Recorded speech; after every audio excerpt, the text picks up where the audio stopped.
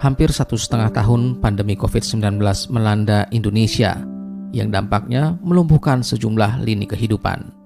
Salah satunya sektor seni dan pariwisata. Tak sedikit seniman Kota Palembang yang kehilangan panggung alias non-job, seiring berkurangnya event yang biasanya rutin diselenggarakan sebelum pandemi. Ketua Dewan Kesenian Palembang, M. Syah Iqbal Rudianto, atau biasa disapa Didit, berharap pemerintah memberikan perhatian kepada sektor kesenian sebagai panglima identitas Kota Palembang dengan memberikan stimulan anggaran agar para seniman bisa mendapatkan panggung untuk berkarya. Nah, kalau selama ini kan mereka hidup dari job kan, kerjaan, manggung-manggung dan lain sebagainya. Jadi pemerintah ya harus mempersiapkan panggung-panggung hiburan, menyiapkan walaupun secara virtual maupun seperti apa, mereka harus stimulan lewat anggaran. Intinya sih anggaran sih, bukan bantuan sosial. Kalau bansos kan mereka para seniman kan udah mungkin lewat yang lain kan, lewat PKH atau apa kan. Pemerintah pusat malahan sudah banyak coba membantu ya untuk menyiapkan fasilitas bantuan kebudayaan lewat panggung-panggung, orang bisa ngajuin proposal, orang bisa ngajuin apa.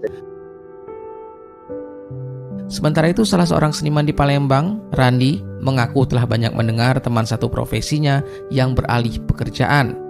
Menghadapi kondisi ini, dirinya pun mencoba alternatif dengan menggunakan teknologi dengan tetap berkarya melalui media sosial.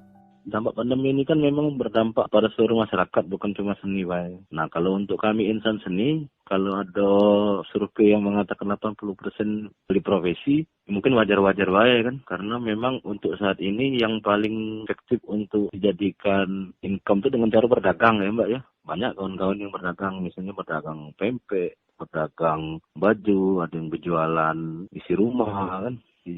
Cuman yang harus kita amati ternyata memang pemerintah dewe menganjurkan kita untuk tetap optimis ya, perdayakan beberapa media yang ada, contohnya sosial media. Kalau aku pribadi, alhamdulillah tidak beralih profesinya dari pelaku seni menjadi apa kan, hanya saja beralih di media yang digunakan. Kalau biasanya kayak media panggung, karena sudah dibatasi cara dia panggung itu, jadi kita pakai media sosial media. Dan juga kita sebagai seniman harus tetap optimis kayak kata pemerintah tadi, dan jeli melihat peluang-peluang untuk tetap eksis. Apalagi cak kami kan seni tradisional nih, kalau kami menyerah melestarikan seni tradisional, kesian kan seni tradisional dewek malah terancam punah gara-gara terdampak COVID. Didit berharap pemerintah mengajak para seniman untuk duduk bersama, mencari solusi bagaimana kembali membangkitkan gairah kesenian di tengah pandemi yang masih terus terjadi. Didit juga membenarkan banyak seniman yang bekerja di bidang lain untuk mencukupi kehidupan. Namun meski begitu, mereka masih tetap berkarya meski tidak di atas panggung. Didit mengaku di tahun pertama terjadi pandemi, Dewan Kesenian Palembang sama sekali tidak mendapatkan alokasi dana.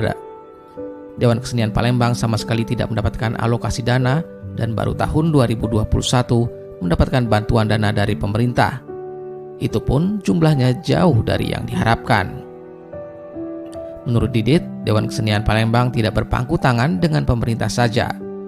Ada banyak stakeholder lain yang sebetulnya bisa diajak bekerja sama dalam membangun kesenian Palembang di era pandemi. Dari Palembang, Riana Pridani melaporkan.